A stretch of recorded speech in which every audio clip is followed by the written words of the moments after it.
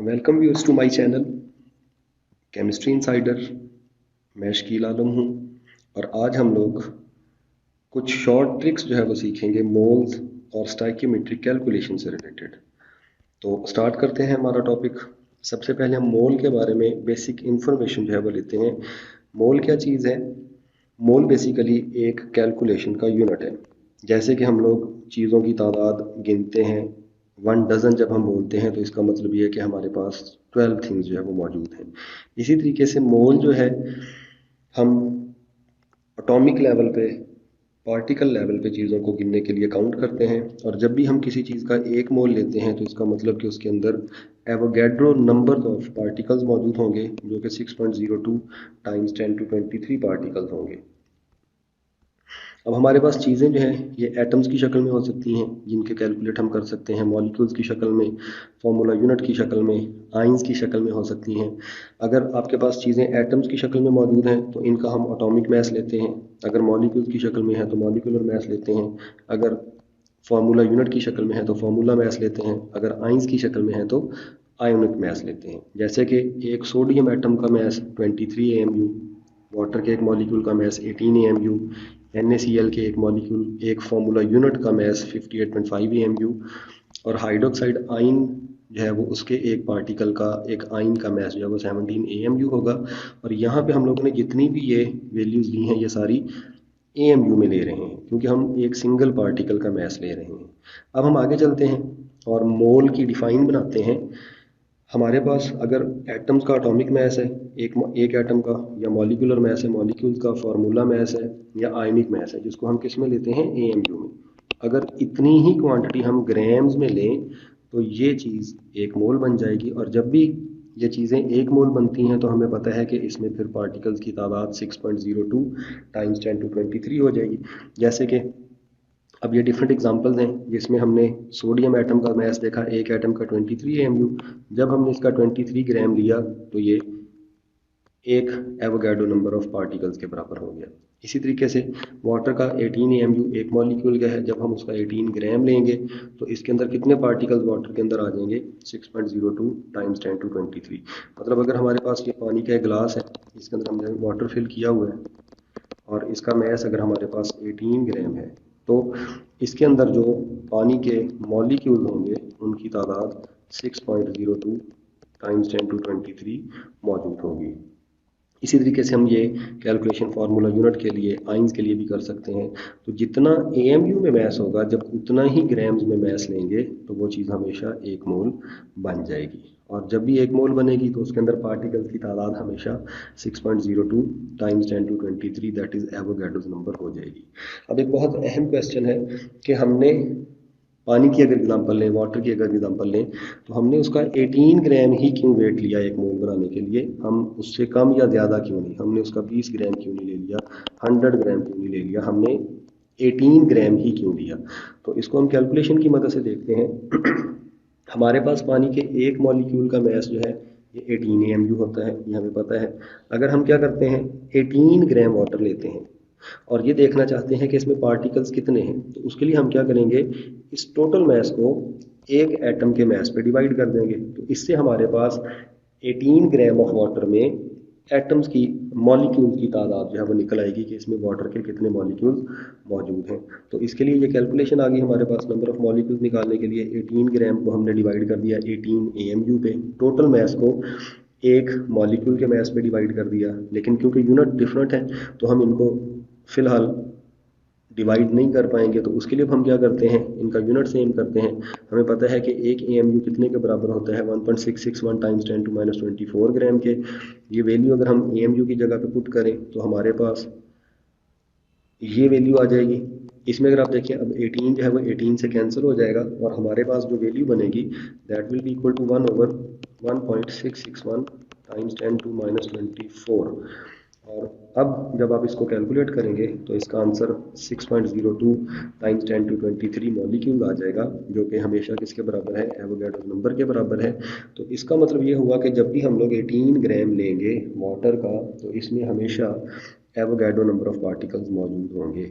इसी तरह से अगर मैं क्या करूं, सोडियम की एग्जांपल लूं, उसका हमने मैस लिया 23 ग्राम, अगर मैं उसके 23 एएमयू पे डिवाइड करूं तो आप देखें यहाँ पे भी जब आप इस एएमयू की जगह पे ग्राम्स ले आएंगे 23 से कट जाएगा, तो हमारे पास फाइनली फिर से यही वाली वैल्यू आएगी और ये एवोगाड्रो नंबर के बराबर आएगा। तो जब भी जितना एएमयू में मैस होगा इतना ही मैस हम ग्राम्स में लेंगे तो हमारे पास हमेशा एवोगाड्रो नंबर ऑफ पार्टिकल्स बन जाएंगे। आगे चलते हैं। अब जब हम मोल्स की कैलकुलेशन करेंगे, अब हम इसके ट्रिक्स की तरफ चलते हैं, इसके कॉन्सेप्ट की तरफ चलते हैं कि कैलकुलेशंस कैसे होंगी। तो दो तरह के क्वेश्चन हम हमसे पूछे जा सकते हैं। पहला क्वेश्चन जो हमसे पूछा जा सकता है उसमें हमें मोल, मैस, मॉलिक्यूल्स की तादाद और वॉल्यूम को एक दूसरे के साथ रिलेट करना होता है। जैसे कि अगर फ़र्ज़ कीजिए, वही एग्जांपल मैं दोबारा से लेता हूँ, अगर हमारे पास ये ग्लास है जिसके अंदर हमने पानी जो है वो फिल किया हुआ है, तो अगर हम क्या करें, इसके अंदर जो है वो मॉलिक्यूल्स निकालना चाहें तो कैसे निकलेंगे। लेट से ये इसके अंदर वाटर मैंने फिल किया हुआ है, तो लेट से कि इसके अंदर 18 ग्राम वाटर मौजूद है। अब अगर मैं चाहूँ कि इसके अंदर पार्टिकल्स, मॉलिक्यूल्स कितने हैं, तो उसके लिए अब हम एक ट्रिक जो है वो आगे सीखेंगे जिसके ज़रिए हम लोग इसमें मौजूद मॉलिक्यूल्स की तादाद भी निकाल सकते हैं, मोल्स भी निकाल सकते हैं, वॉल्यूम भी कैलकुलेट कर सकते हैं कि इसका वॉल्यूम कितना होगा। दूसरी जो हमें कैलकुलेशन हमसे पूछी जा सकती हैं वो अब मॉलिक्यूल के अंदर जो चीज़ें मौजूद हैं, जैसे कि एटम्स हैं, इलेक्ट्रॉन्स हैं, बॉन्ड्स हैं, आइंस हैं, चार्ज है, ये मुख्तलिफ चीज़ें हमसे पूछी जा सकती हैं। तो मैंने कुछ चीज़ें जो है वो यहाँ पे मेंशन की हैं जो कि मॉलिक्यूल के अंदर से हमें पूछी जा सकती हैं, जैसे कि इंडिविजुअल एटम्स कितने हैं, टोटल एटम्स कितने हैं, इसी तरह से इंडिविजुअल आइंस, टोटल आइंस, और ये तकरीबन कोई 10-12 चीज़ें जो है वो मैंने यहाँ पे मेंशन की हैं। इससे ज़्यादा भी चीज़ें आपसे पूछी जा सकती हैं। नंबर ऑफ बॉन्ड पूछे जा सकते हैं, लोन पेयर्स पूछे जा सकते हैं, बॉन्डिंग इलेक्ट्रॉन पूछे जा सकते हैं, नॉन बॉन्डिंग इलेक्ट्रॉन पूछे जा सकते हैं, आइंस के ऊपर चार्ज पूछा जा सकता है। तो ये दूसरी टाइप का हमारा क्वेश्चन होगा। तो अब हम आगे चलते हैं और पहली तरह के क्वेश्चन को सॉल्व करते हैं जिसमें हमें मैस, मोल, पार्टिकल और वॉल्यूम को रिलेट करना होगा। तो इसके लिए मैं आपको एक इंतहाई आसान और इंतहाई शानदार ट्रिक जो है वो बताऊंगा जिसके ज़रिए आप लोग आसानी से किसी भी क्वांटिटी को दूसरे में कन्वर्ट कर पाएंगे। और वो ट्रिक ये होगा कि मोल्स ये बराबर है मैस ओवर मोलर मैस के, ये बराबर है पार्टिकल्स ओवर एवोगाड्रो नंबर के, और ये बराबर है वॉल्यूम ओवर मोलर वॉल्यूम के। इसको हम सिंबल्स की फॉर्म में यूँ लिख देते हैं कि नंबर ऑफ मोल जो है वो m over m, n over na और v ओवर m। अब आपको कोई भी अगर चीज़ दे दी जाती है, जैसे कि फ़र्ज़ कीजिए आपको मैस दे दिया गया और आपसे कहा जाता है कि आप क्या करें, यहाँ से मॉलिक्यूल्स की तादाद बताएं, तो आप क्या करेंगे, इन दोनों चीज़ों को आपस में रिलेट कर लेंगे और यहाँ से नंबर ऑफ मॉलिक्यूल्स निकालेंगे।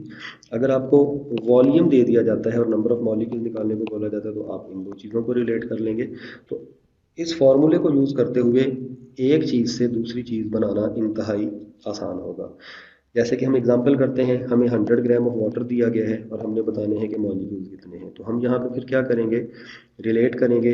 ये हमारे पास वाटर है, ग्लास में मौजूद है, और हमने इसके अंदर मौजूद पानी के जो पार्टिकल्स हैं, वाटर के जो मॉलिक्यूल्स हैं, उनकी तादाद बतानी है।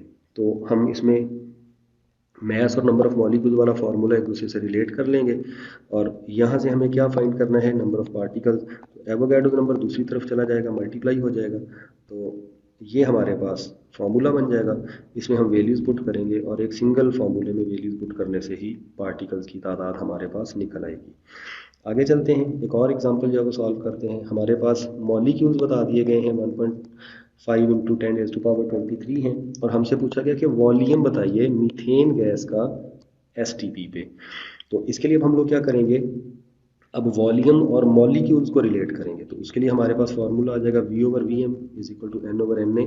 यहाँ पे Vm मोलर वॉल्यूम है, Na एवोगाड्रोस नंबर है। तो अगर हम इसमें क्या फाइंड करना चाहते हैं, वॉल्यूम, तो मोलर वॉल्यूम दूसरी तरफ जाके मल्टीप्लाई हो जाएगा, तो ये हमारे पास इसका फार्मूला बन जाएगा। ये हम इसमें वैल्यूज़ पुट करेंगे तो हमारे पास 5.60 dm³ इसका आंसर निकल आएगा। अब ये जो हम वॉल्यूम यहाँ पे यूज़ कर रहे हैं that is 22.414 dm³ eight STP. अगर आपको क्वेश्चन में एट आरटीपी बोल दिया जाए, रूम टेम्परेचर एंड प्रेशर, जो कि 25 डिग्री सेल्सियस होता है, तो यहाँ पे हमारे पास जो वॉल्यूम है ये 24 dm³ यूज़ होगा। तो ये भी याद रखिएगा कि हमें क्वेश्चन में एसटीपी बोला गया है या आरटीपी बोला गया है। अगली एक और क्वेश्चन जो है वो नहीं क्वेश्चन नहीं है, इसके बाद हम लोग दूसरी तरह के जो है वो क्वेश्चंस को सॉल्व करते हैं जिसमें अब हमें मॉलिक्यूल के अंदर की इंफॉर्मेशन बतानी होगी। जैसे कि हमने ये तो फाइंड कर लिया कि वाटर के पार्टिकल्स कितने हैं। अब क्योंकि वाटर जो है ये आगे फर्दर एटम्स का बना है, इलेक्ट्रॉन जुड़े हुए हैं, तो अब हमें इसके अंदर से पूछा जा सकता है क्वेश्चन कि इसमें बॉन्ड्स कितने हैं, इलेक्ट्रॉन्स कितने हैं, एटम्स कितने हैं। तो ये सेकेंड टाइप का अब हमारा मोल से रिलेटेड क्वेश्चन आएगा जिसमें हम लोगों को मुख्तलिफ चीज़ें फाइंड करने के लिए कहा जाएगा। अब ये हम कैसे फाइंड करेंगे, इसके लिए हम लोग क्या करेंगे, सबसे पहले पार्टिकल्स बनाएंगे, वही फार्मूला यूज़ करके n/na, और जो भी आपको इन्फॉर्मेशन दी होगी, अगर मैस दिया तो मैस ओवर मोलर मैस, अगर वॉल्यूम दिया तो वॉल्यूम ओवर मोलर वॉल्यूम, और अगर मोल दिया तो डायरेक्टली आप मोल को यूज़ कर लेंगे और इसको मल्टीप्लाई कर देंगे ए के साथ। अब ये ए क्या चीज़ होगा, ए वो तादाद होगी उस क्वांटिटी की, उस इंफॉर्मेशन की जो आपसे पूछी गई है। जैसे कि अगर आपसे पूछा जाता है कि वाटर में बॉन्ड्स कितने हैं, तो इसमें 2 बॉन्ड्स हैं, तो यहाँ पे एज है वो फिर कितना हो जाएगा, 2 बॉन्ड्स, 2 आ जाएगा। तो इससे हमारे पास वाटर के बॉन्ड्स की तादाद निकल आएगी। इसको हम सॉल्व करते हैं। इसमें हमारे पास पहली एग्जांपल जो है कि 49 ग्राम ऑफ सल्फ्यूरिक एसिड है हमारे पास, और हमने इसके अंदर क्या करने हैं, नंबर ऑफ बॉन्ड्स जो है वो बताने हैं कि कितने होंगे। तो इसके लिए हम लोग क्या करेंगे, सबसे पहले पार्टिकल्स बनाने का फॉर्मूला बनाएंगे जो कि मैस दिया गया है, तो mass over molar mass into Avogadro's number, और इसको ए से मल्टीप्लाई करेंगे। अब हमें पता होना चाहिए कि सल्फ्यूरिक एसिड के अंदर एक मॉलिक्यूल के अंदर कितने बॉन्ड्स जो है वो मौजूद होते हैं, तो उसकी स्ट्रक्चर का हम सबको पता है। तो इसके अंदर 6 बॉन्ड्स जो है वो मौजूद हैं, तो यहाँ पे हमारे पास जो ए है ये 6 के बराबर हो जाएगा। और जब हम इसमें वैल्यूज पुट करेंगे, मैस ओवर मोलर मैस और बाकी सारी चीज़ें, तो हमारे पास आंसर जो है ये 1.8 टाइम्स 10⁻²4 बॉन्ड्स जो है वो आ जाएगा। तो देखें कितनी आसानी से हमने एक सिंगल फार्मूले से ही हमारा फाइनल आंसर जो है वो कैलकुलेट कर लिया, जबकि विद इन सेकेंड्स आप ये कैलकुलेशन जो है ये कर सकते हैं। एक और क्वेश्चन सॉल्व करते हैं जिसमें 18 ग्राम ऑफ ग्लूकोज हमें दिया गया है और हमें ऑक्सीजन के एटम्स की तादाद फाइंड करनी है। We have to find the number of oxygen atoms in 18 gram of glucose. अब ये कैसे करेंगे, इसमें फिर से देखिए हमें मैस दिया गया है, तो हम पहले पार्टिकल्स बनाएंगे और उन पार्टिकल्स को ग्लूकोज के ऑक्सीजन एटम्स की तादाद से मल्टीप्लाई कर देंगे, जो कि कितने होंगे, in case of glucose we know that C6H12O6, तो यह तादाद 6 होगी। तो यहाँ पे जब हम इसको वैल्यूज पुट करके सॉल्व करेंगे तो 3.6 टाइम्स 10⁻23 एटम्स हमारे पास ग्लूकोज के निकल आएंगे। एक और क्वेश्चन करते हैं, बहुत इंपॉर्टेंट क्वेश्चन है। यहाँ पे बिल्कुल सेम वही क्वेश्चन है, सिर्फ स्टेटमेंट में एक वर्ड का डिफरेंस है। वहाँ पे हमारे पास था नंबर ऑफ ऑक्सीजन एटम पिछले क्वेश्चन में, जबकि यहाँ पर हमारे पास आ गया है मोल्स ऑफ ऑक्सीजन एटम्स। तो जब हमें moles of oxygen atoms find करने होंगे तो अब हम क्या करेंगे, एवोगाड्रोस नंबर पार्टिकल्स की तादाद नहीं निकालेंगे, सिंपली मोल बनाएंगे मैस ओवर मोलर मैस से और उसको डायरेक्ट मल्टीप्लाई कर देंगे हमारे ग्लूकोज के ऑक्सीजन के एटम्स के साथ। तो यहाँ पे हमें ये याद रखना है कि जब मोल्स ऑफ ऑक्सीजन एटम्स पूछे जाएंगे तो हम उसको एवोगाड्रो नंबर के साथ मल्टीप्लाई नहीं करेंगे। ये सिंपल सी कैलकुलेशन आ गई है हमारे सामने, ये फॉर्मूला आ गया जो मैंने भी लिखा है, यही फार्मूला हमारे सामने मौजूद है, m/m क्रॉस a। और जब हम यहाँ पे ये वैल्यू पुट करते हैं तो हमारे पास इसका आंसर आ जाएगा 0.6 मोल्स। तो ये हमारे पास मोल्स ऑफ ऑक्सीजन एटम्स जो वो आ गए 18 ग्राम ऑफ ग्लूकोज में। अगर नंबर ऑफ ऑक्सीजन एटम्स पूछा होता तो फिर हम इसको फर्दर एवोगाड्रो नंबर से मल्टीप्लाई कर देते, लेकिन क्योंकि अभी इसमें नहीं पूछा गया तो हम इसे मल्टीप्लाई नहीं करेंगे। तो ये क्वेश्चन करते हुए आप इंतहाई एहतियात से इस क्वेश्चन को सॉल्व करेंगे। आगे चलते हैं, एक और क्वेश्चन करते हैं। ये क्वेश्चन करने से पहले मेरी रिक्वेस्ट है आप लोगों से, अगर आप लोगों को वीडियो पसंद आई है, आप लोगों को ये शॉर्ट ट्रिक्स पसंद आए हैं, तो इस मेरे चैनल को ज़रूर सब्सक्राइब करें, वीडियो को शेयर करें ताकि दूसरे लोगों को भी इससे हेल्प हो सके। नेक्स्ट क्वेश्चन देखते हैं हमारे पास। नेक्स्ट क्वेश्चन में हमारे पास जो है कार्बन डाइऑक्साइड के बारे में इंफॉर्मेशन पूछी गई है कि इसके मोल्स कितने हैं, जबकि हमें बताया गया है कि इसी कार्बन डाइऑक्साइड में जो ऑक्सीजन का है 8 ग्राम जो है वो मौजूद है। तो इसमें अब हमें क्या करना पड़ेगा, कार्बन डाइऑक्साइड और ऑक्सीजन को एक दूसरे के साथ कंपेयर करना पड़ेगा। ये हमारे पास आ गया CO2 और ऑक्सीजन का कंपैरिजन आ गया। जब हम इनको कंपेयर करेंगे तो हमें जो चीज़ मालूम करनी है वो नंबर ऑफ मोल्स हैं, और जो चीज़ हमें दी गई है वो ग्राम्स है, तो हम मोल्स और ग्राम्स को रिलेट कर लेंगे। अगर 1 मोल कार्बन डाइऑक्साइड का हो तो उसमें 1 मोल ऑक्सीजन मौजूद है जो कि 32 ग्राम होगी। अब हमें फाइंड करना है कि कार्बन डाइऑक्साइड के कितने मोल्स होंगे, जिसको मैंने x बोल दिया है, किस में, जब उसमें 8 ग्राम ऑफ ऑक्सीजन मौजूद होगी। तो हम इसको सिंपली क्रॉस मल्टीप्लाई कर लेंगे। जब हम क्रॉस मल्टीप्लाई करेंगे और यहाँ से x की वैल्यू जो है वो फाइंड कर लेंगे। ये क्रॉस मल्टीप्लाई हो जाएगा x 32 से, 1 मोल 8 ग्राम से, और जब आप इसको सॉल्व करेंगे तो x की वैल्यू हमारे पास आ जाएगी 0.25 मोल्स। तो इसका मतलब ये हुआ कि कार्बन डाइऑक्साइड के 0.25 मोल्स अगर हों तो उनमें 8 ग्राम ऑक्सीजन मौजूद होगी। तो ये हमारा मोल से रिलेटेड जो है वो क्वेश्चन मुकम्मल हो गए। मोल से रिलेटेड इस तरह के आप क्वेश्चंस की प्रैक्टिस कर सकते हैं। ये जितने भी एंट्रेंस टेस्ट एग्ज़ाम्स हैं, जितने भी कंपटीशन के एग्ज़ाम्स हैं, इनमें ये सारे क्वेश्चन जो है वो ज़रूर पूछे जाते हैं। ये बहुत ही इंपॉर्टेंट जो है वो पोर्शन होता है हमारे केमिस्ट्री के उस टेस्ट का। नेक्स्ट टॉपिक जब हम स्टडी करते हैं सेकंड टाइप की हमारी कैलकुलेशन है, that is calculations related to stoichiometry. अब स्टोइकियोमेट्री क्या है? बेसिकली ये बैलेंस्ड केमिकल इक्वेशन की स्टडी का नाम है, जिसमें हम लोग क्वांटिटेटिव रिलेशन बनाएंगे रिएक्टेंट्स और प्रोडक्ट्स के दरमियान। इसमें हमें जो पिछले से डिफरेंस यहाँ पे आएगा, यहाँ पे हमें एक बैलेंस्ड केमिकल इक्वेशन दे दी जाएगी और उस इक्वेशन में हमें रिएक्टेंट या प्रोडक्ट में से किसी एक चीज़ की अमाउंट प्रोवाइड की जाएगी और दूसरी चीज़ के बारे में इंफॉर्मेशन दी जाएगी। जबकि मोल्स में हमें एक ही चीज़ के बारे में इंफॉर्मेशन दी जाती थी और उसी चीज़ के बारे में क्वेश्चन पूछा जाता था। तो ये डिफरेंस है स्टोइकियोमेट्री और मोल्स की कैलकुलेशन में। अब जो स्टोइकियोमेट्री जब अभी हम स्टडी करते हैं तो इसमें कुछ रूल्स हमें फॉलो करने होते हैं, जिनको हम स्टोइकियोमेट्रिक अजम्पशंस बोलते हैं। इसमें सबसे पहला अजम्पशन है कि रिएक्शन कंप्लीट होना चाहिए, तमाम रिएक्टेंट्स को कंप्लीटली प्रोडक्ट में कन्वर्ट होना चाहिए, तब हम कैलकुलेशन करेंगे।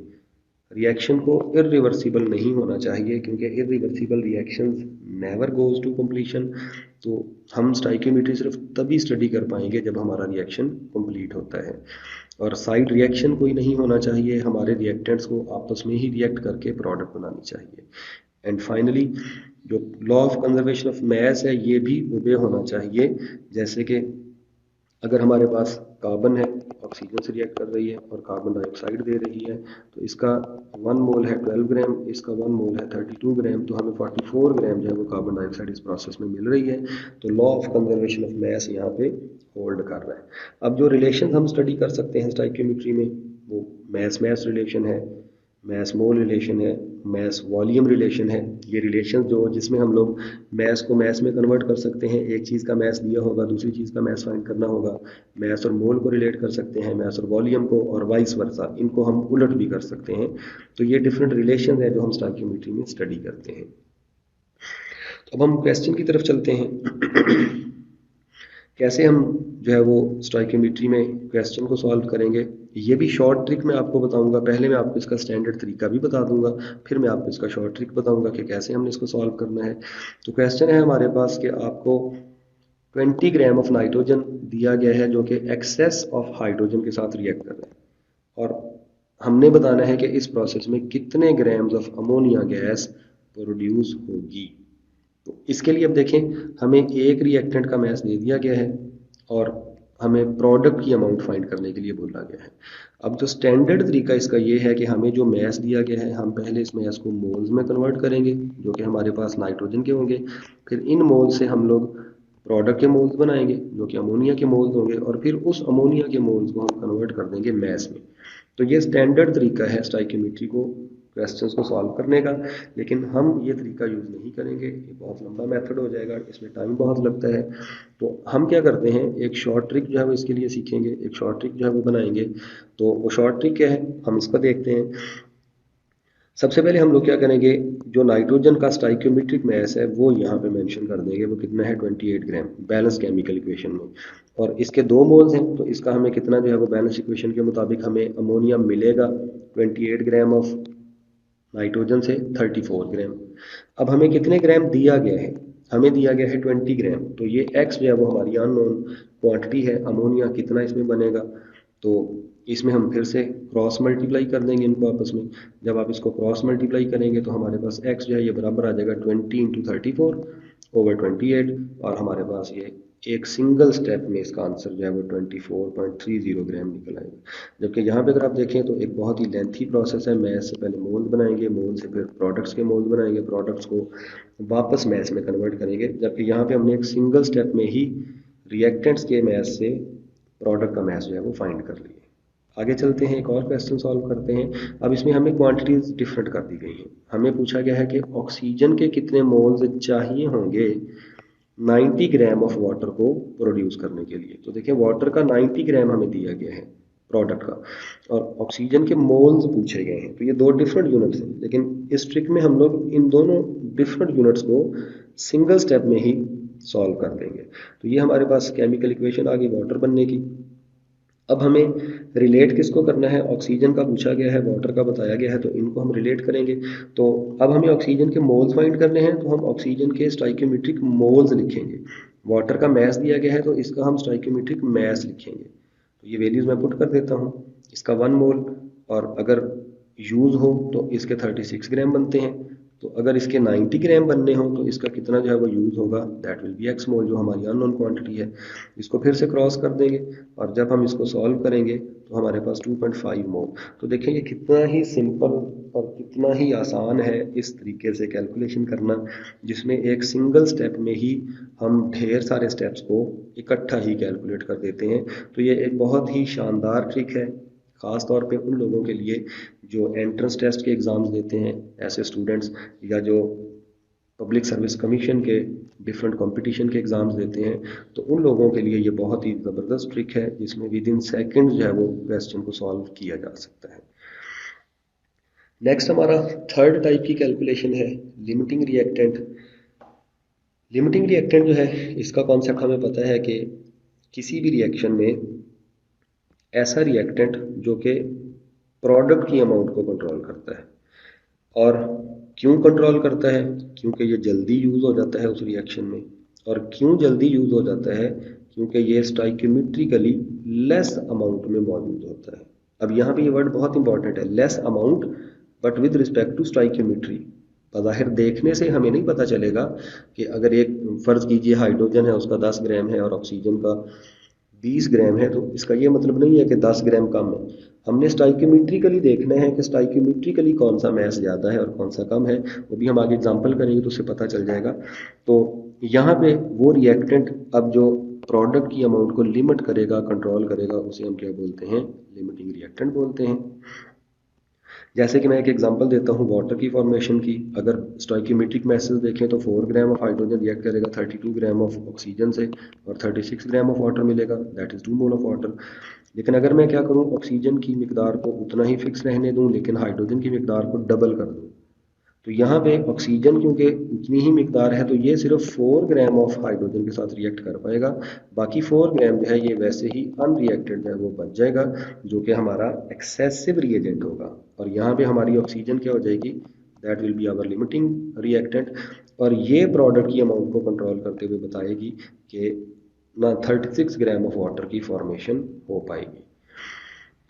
तो ये हमारे पास लिमिटिंग रिएक्टेंट को डिटरमिन करने का तरीका। पहले तो हम इसका स्टैंडर्ड तरीका देखते हैं, जैसे मैंने आपको स्टोइकियोमेट्री में सॉल्व करने का तरीका बताया, और फिर मैं आपको इसका भी शॉर्ट ट्रिक बताऊंगा जिससे विद इन सेकेंड्स है वो आप लिमिटिंग रिएक्टेंट से रिलेटेड क्वेश्चंस को सॉल्व कर पाएंगे। तो इसका स्टैंडर्ड तरीका क्या होता है कि सबसे पहले हमें जो भी क्वांटिटी दी जाएगी हम उसकी मदद से रिएक्टेंट्स के मोल फाइंड करेंगे। याद रखिएगा यहाँ पे एक और चीज़ भी मैं आपको क्लियर करता चलूँ, स्टोइकियोमेट्री में और लिमिटिंग रिएक्टेंट में क्या डिफरेंस होगा। स्टोइकियोमेट्री में हमें सिर्फ एक रिएक्टेंट का मैस बताया जाता है, जबकि लिमिटिंग रिएक्टेंट में हमें एक से ज़्यादा, दो हैं तो दोनों का मैस बताया जाएगा। अगर स्टोइकियोमेट्री है तो सिर्फ एक का मैस बताया जाता है, लेकिन अब हमें दोनों का मैस बता दिया जाएगा। तो जब हमें दोनों रिएक्टेंट्स का मैस बताया जाएगा तो अब हम इसको लिमिटिंग रिएक्टेंट की मदद से जो है वो सॉल्व करेंगे। अब आप किसी एक रिएक्टेंट को देख के नहीं इसको सॉल्व कर पाएंगे, पहले हमें लिमिटिंग रिएक्टेंट ढूंढना पड़ेगा, जिसके लिए ये स्टैंडर्ड तरीका है कि पहले रिएक्टेंट्स के मोल्स बनाएं, फिर उससे प्रोडक्ट्स के मोल्स बनवाएं, और फिर देखें कि जो रिएक्टेंट थोड़ी मिकदार में प्रोडक्ट दे रहा है वही हमारा लिमिटिंग रिएक्टेंट होगा। इसको सॉल्व करते हैं क्वेश्चन को। तो हमारे पास जो है वो 16 ग्राम है हाइड्रोजन का भी और ऑक्सीजन का भी, और वाटर की फॉर्मेशन हो रही है। तो 5 तरह के क्वेश्चन आप लोगों से इसमें पूछे जा सकते हैं। अब वो 5 तरह के कौन से क्वेश्चन हैं? सबसे पहला सवाल, लिमिटिंग रिएक्टेंट कौन सा है? दूसरा सवाल, कितनी प्रोडक्ट बनेगी? तीसरा सवाल, एक्सेसिव रिएजेंट कितना यूज होगा? चौथा सवाल, एक्सेसिव रिएजेंट कितना बाकी बचेगा? और आखिरी सवाल, जब रिएक्शन कंप्लीट हो जाएगा तो उस रिएक्शन मिक्सचर में कितना रिएक्ट जो बचा हुआ रिएक्टेंट है और कितनी प्रोडक्ट जो है वो मौजूद है। तो ये हम सॉल्व करते हैं इस क्वेश्चन को। हमारे पास ये केमिकल इक्वेशन आ गई, 2H2 प्लस O2 दोनों का 16-16 ग्राम हमें दिया गया है। तो पहला क्वेश्चन अब हम सॉल्व करते हैं जिसमें हमने लिमिटिंग रिएक्टेंट ढूंढना है। तो अभी मैंने आपको स्टैंडर्ड तरीका बताया जिसमें 3 स्टेप्स आपको अप्लाई करने पड़ते हैं, लेकिन मैं आपको एक ऐसा इसका ज़बरदस्त शॉर्ट ट्रिक बताऊंगा जिसमें बगैर आप मोल्स बनाए, बगैर आप प्रोडक्ट्स को कंपेयर किए, डायरेक्ट रिएक्टेंट की मिकदार से ही लिमिटिंग रिएक्टेंट फाइंड कर लेंगे। अब वो ट्रिक क्या होगा? इसमें हम लोग क्या करेंगे, अगर हमें मैथ्स में वैल्यूज दी गई हैं तो हम उस मैथ्स को स्टाइकियोमेट्रिक मैथ्स ऑफ रिएक्टेंट पे डिवाइड कर देंगे। अगर हमें मोल्स दिए गए होंगे तो हम उसको स्टाइकियोमेट्रिक मोल्स पे डिवाइड कर देंगे। तो जो भी हमें दिया जाएगा उसी तरीके से हमने उसको डिवाइड करना है और उससे हमें लिमिटिंग रिएक्टेंट का पता चल जाएगा। जैसे कि अब हम इस क्वेश्चन को सॉल्व करते हैं, हमें ग्राम्स में दिया गया है, 16 ग्राम हमें दोनों रिएक्टेंट्स का दिया गया है, तो हम उनको इनकी स्टाइकियोमेट्रिक मैस पे डिवाइड करते हैं। क्योंकि ये 2H2 है तो यहाँ पे हमारे पास आ गया 4 ग्राम, ये 1O2 है तो ये आ गया 32 ग्राम। हमने इसको डिवाइड कर दिया इनके स्टाइकियोमेट्रिक मैसेज पे जो बैलेंस इक्वेशन में मौजूद है। अब जब आप इनको सॉल्व करेंगे तो हमें जो आंसर मिलेगा इसमें वो रिएक्टेंट जो छोटा जवाब देगा यही हमारा लिमिटिंग रिएक्टेंट होगा। तो देखें कितना ये ज़बरदस्त और आसान तरीका है जिसके ज़रिए हम लोग लिमिटिंग रिएक्टेंट को आइडेंटिफाई कर लेंगे। दूसरे सवाल पे चलते हैं। अब हमारा यहाँ पे लिमिटिंग रिएक्टेंट कौन सा हो गया? ऑक्सीजन। अगले सवाल पे चलते हैं जिसमें अब हमने क्या करना है, ये बताना है कि प्रोडक्ट कितनी बनेगी। तो क्योंकि हमें पता चल चुका है कि हमारा ऑक्सीजन लिमिटिंग रिएक्टेंट है, तो अब हम क्या कर सकते हैं, ऑक्सीजन को और वाटर को कंपेयर करके, अब स्टाइकियोमेट्री वाला सवाल बन गया, इसको कंपेयर करेंगे जैसे हमने पहले किया। क्योंकि इसका मैथ दिया हुआ है, हमें वाटर का भी मैथ फाइंड करना है, तो उसके लिए फिर हम इनके मैसेज को कंपेयर कर लेंगे। इसका स्टाइकियोमेट्रिक मैथ 1 मोल का 32 ग्राम है, इसमें 2 मोल हैं वाटर के बन रहे तो 36 ग्राम आ जाएगा। अब हमें कितना दिया गया है? 16 ग्राम, और x जो है वो अननोन क्वांटिटी है, तो यहाँ पे हम क्या बनाएंगे, इसको क्रॉस मल्टीप्लाई करेंगे और इसके नतीजे में हमारे पास प्रोडक्ट की अमाउंट आ गई 18 ग्राम। तो देखें ये कितना ही आसान तरीका है और विद इन सेकेंड्स आप जो है वो क्वेश्चन को सॉल्व कर सकते हैं। अब हम तीसरे सवाल पे आते हैं, एक्सेसिव रिएजेंट कितना यूज हुआ? तो एक्सेसिव रिएजेंट हमारे पास हाइड्रोजन है तो इसको हम ऑक्सीजन के साथ कंपेयर करके निकालेंगे। फिर स्टाइकियोमेट्री वाला सवाल बन गया, ऑक्सीजन और हाइड्रोजन का कंपैरिजन है, इसके साथ मैं 2 मोल्स मेंशन कर देता हूँ क्योंकि बैलेंस इक्वेशन में इसके 2 मोल्स हैं। तो जब हम कंपेयर करेंगे अकॉर्डिंग टू बैलेंस इक्वेशन, इसका 32 ग्राम 4 ग्राम ऑफ हाइड्रोजन से रिएक्ट करेगा, लेकिन हमें कितना दिया गया है? 16 ग्राम, तो इसकी अननोन अमाउंट x आ जाएगी। फिर से क्रॉस मल्टीप्लाई करेंगे और हमारे पास आंसर आ जाएगा 2 ग्राम। तो ये हमारे पास हाइड्रोजन की वो मिकदार है जो कि ऑक्सीजन के साथ कंप्लीटली रिएक्ट कर जाएगी। अब चौथा क्वेश्चन, कितनी जो है वो हमारे पास अमाउंट बाकी बचेगी? अब हम ये देखते हैं अमाउंट बाकी जो है वो हमारे पास एक्सेसिव रिएजेंट की कितनी बचेगी। तो वो बहुत ही आसान है, जितनी हमें शुरू में दी गई थी, जितनी यूज़ हुई, इनको माइनस कर देंगे तो ये हमारे पास क्या आ जाएगा? 14 ग्राम। तो ये फोर्थ टाइप ऑफ क्वेश्चन हमारा हो गया लिमिटिंग रिएक्टेंट का, कि कितनी अमाउंट रिएक्टेंट की, एक्सेसिव रिएक्टेंट की बाकी बचेगी। आखिरी हमारा इसमें सवाल आ जाएगा, अमाउंट ऑफ मिक्सचर कितना होगा at the end of the process? तो वो कितना होगा? जितनी प्रोडक्ट बनी और जितना एक्सेसिव रिएजेंट बाकी बचा, तो इनकी वैल्यूज हम पुट करेंगे जो हम निकाल चुके हैं। अगर आपसे ये सवाल पूछ लिया जाता है तो आपको ये 5 के 5 स्टेप्स अप्लाई करने पड़ेंगे, और जब हम इनको टोटल करते हैं तो आपके पास आ जाएगा 32 ग्राम जो है वो हमारे पास आ जाएगा। कौन सी चीज़? जो रिएक्शन का mixture at the completion of the reaction हमें मिलेगा। तो ये है हमारी लिमिटिंग रिएक्टेंट, मोल्स और स्टाइकियोमेट्रिक कैलकुलेशन से रिलेटेड कुछ शॉर्ट ट्रिक्स।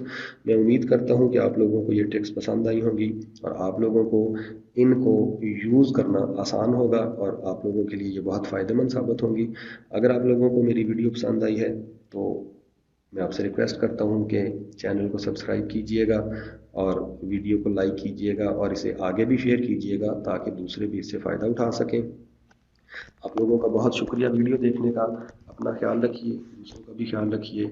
अल्लाह हम सब पे अपना करम जो है वो करें। जज़ाकल्लाह।